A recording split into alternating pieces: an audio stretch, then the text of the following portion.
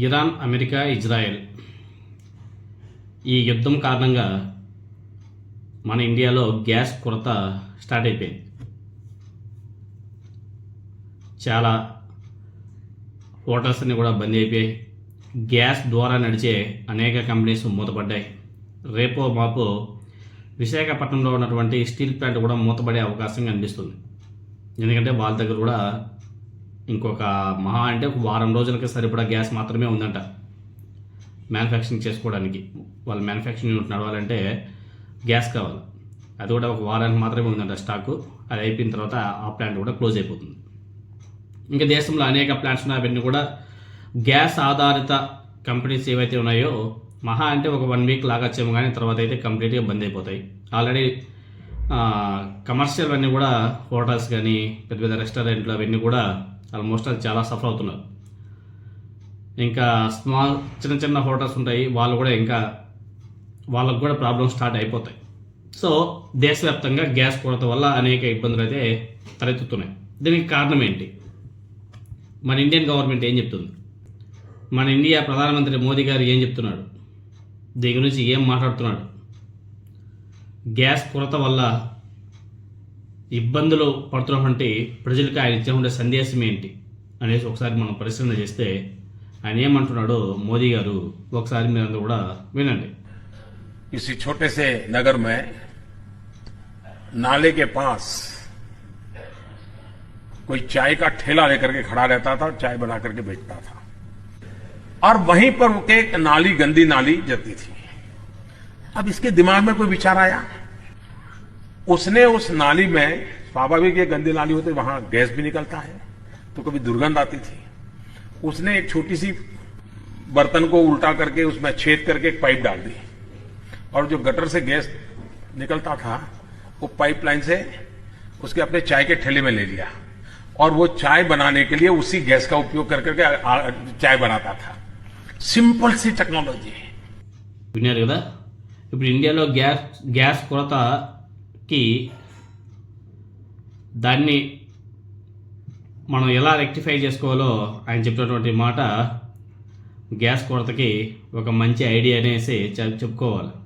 ఇంటి దగ్గర కాలువకి ఒక గిన్నె పెట్టి దానికి ఒక పైప్ లైన్ లాగి ఇంట్లో స్టవ్కి లాగండి, లైఫ్లో గ్యాస్ ప్రాబ్లం ఉండదు అని చెప్పేసి మోదీ గారు అంటున్నారు. అందరూ కూడా జై హో మోదీ, జై హో మోదీ అని చెప్పేసి కొంతమంది కామెంట్ చేస్తున్నారు. ఆ టెక్నాలజీ ఎలా ఉంటుందో ఒకసారి ఈ ఫోటో చూడండి. ఒకసారి మోదీ గారు చెప్పినటువంటి టెక్నాలజీ ఇది. మీకు అర్థమైంది కదా. ఒక దేశ ప్రధాని చెప్పినటువంటి మాట ఇది. ఇంటి దగ్గర కాలువకి ఒక గిన్నె పెట్టి దానికి ఒక పైప్ లైన్ లాగి ఇంట్లో స్టవ్ లాగండి, లైఫ్లో గ్యాస్ ప్రాబ్లం ఉండదు, మోదీ గారు చెప్పినటువంటి మాట. ఆ వీడియోస్ సోషల్ మీడియాలో బీభత్సంగా వైరల్ అవుతుంది. ఆయన మాట్లాడిన తర్వాత వీడియోస్ సోషల్ మీడియాలో బీభత్సంగా వైరల్ అవుతున్నాయి. అదేవిధంగా కామెంట్స్ ఒకసారి చూస్తే, కామెంట్స్ ఫోటో చూశారు కదా, అలా తయారు చేయాలంట ఒక దేశ ప్రధానమంత్రి చెప్పినటువంటి మాట. ఆ ఫోటో చూశారు కదా. తర్వాత కింద కామెంట్స్ కూడా చదివి వినిపిస్తా, వినండి. మోదీ గారి చదువు గురించి ఎగతాళి చేసిన వాళ్ళకి ఇప్పుడు అర్థమైంది అనుకుంటా ఆయన గొప్పతనం. కామెంట్స్: ఈ ఐడియాకి వెంటనే పేటెంట్ తీసుకోండి మోదీ గారు, లేకపోతే ఈ ఐడియాని నేనే చెప్పాను అంటాడు ఇంకొక ఆయన అని చెప్పేసి కూడా ఇంకొకటి. అబ్బా సాయిరామ్, బోధ్యం యూనివర్సిటీ శాస్త్రవేత్త చెప్తున్నాడయ్యా, బాబోరు ఒక రాష్ట్రానికి విజయం అయినప్పుడు దేశానికి ఈయన ఇన్నోవేటర్ కావద్దా? 70 ఏళ్ళు దాటాక బ్రెయిన్ పనితీరులో వచ్చే చేంజెస్ ఇవే ఇలానే ఉంటాయి అని చెప్పేసి చాలామంది. వాట్సాప్ యూనివర్సిటీకి కొత్త టాస్క్ ఇచ్చిన మోదీ తాత. ఈయన ఎప్పుడైతే మాట్లాడాడో అవన్నీ కూడా ఆ బీజేపీ సోషల్ మీడియాలో బీభత్సంగా వాళ్ళే తిప్పుకుంటున్నారు. అరే మనం అసలు ఏం మాట్లాడుతున్నామో, ఏంది మన చేతగాంతనాన్ని మనమే నిరూపించుకుంటున్నాము అన్నది కూడా మర్చిపోయి ఇలా మాట్లాడతారు. మళ్ళీ దానికి కూడా సపోర్ట్ చేసే వ్యక్తులు ఇంకా దాని గురించి ఇంకేం చెప్తాం? తనైనా పని చేస్తుందా లేదా? కొంచెమైనా సరే ఉండాలా. మీరు పెద్ద సైంటిస్ట్, అతను డిగ్రీ మాస్టర్ ఆఫ్ సైన్స్తో చేసినట్టు ఉన్నాడు. ఆ కాలేజీ ఏమిటో గొప్ప కాలేజీ, మీరు కూడా అందులోనే చదవండి. ఆ పైపు నిద్ర లేచి పొద్దున్నే ఇజనరీతో సహవాసం చేస్తే ఇజనరీ ఐడియాలే వస్తాయి. మరి బాబు గారా మజాక, మా సాంబడు ఈ వీడియో చూశాడంటే పొద్దున్నే స్టార్ట్ చేసేస్తాడు ఇంకా భజన అంతా కూడా ఆయన విజనే అనేసి. ఎలాగైనా ఈ వీడియో సాంబడి కంట పడకుండా చూడండి, షేర్ చేయండి ప్లీజ్. ఇది మా ఇజనరీ టెక్నాలజీ, మోదీజీ కాపీ కొట్టాడు. ఈ పచ్చపైపు మాలోకంగాడి చంద్రబాబు గారు ఈ ఐడియా మోదీకి ఇచ్చింది నేనే అనేసి చెప్తాడు. కామెంట్స్: ఇంత దౌర్భాగ్యంగా ఇండియాలో పరిస్థితి చూడండి మీరు. ఇలాంటి సిచ్యువేషన్ రావడానికి కారణం ఏంటి? ప్రభుత్వాల వైఫల్యం. దాన్ని కప్పిపుచ్చుకోవడానికే ఇలాంటి సోది చెప్తారు. ఈ సోదిని మళ్ళీ వాళ్ళ సోషల్ మీడియాలో, వాట్సాప్ యూనివర్సిటీల ద్వారా బాగా వైరల్ చేస్తారు. మరి దీంట్లో నుంచి కూడా మళ్ళీ ఇంకేమైనా దొరుకుతుందా అని చెప్పేసి ఆలోచన చేస్తారు. అలా ఉంటాయి. తర్వాత ఉన్నారు ఆయన సపోర్ట్ చేసే కొంతమంది సోషల్ మీడియాలో ఉన్నారు. ఆడెవడ విశ్వగురు భారత్ అంట వాళ్ళు పెట్టిన ఫోటో.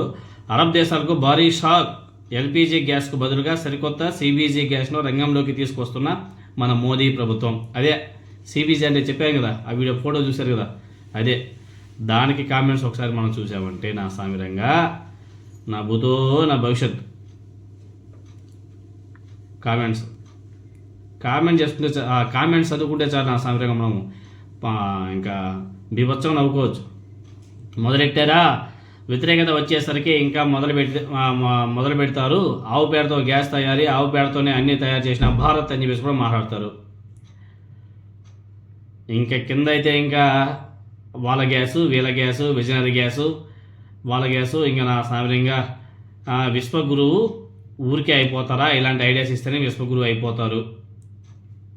ఇంతకీ మన ప్రైమ్ మినిస్టర్ అమెరికా చేతిలో ఎందుకు బందీలుగా మారిపోయాడు?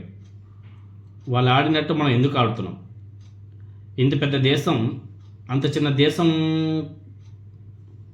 చేతిలో ఎందుకు మనం గిరగడానికి తిరుగుతున్నాం? ఎందుకు ట్రంప్ గారు మన ఇండియాని తన చేతిలో పెట్టుకున్నాడో అర్థం కావడం.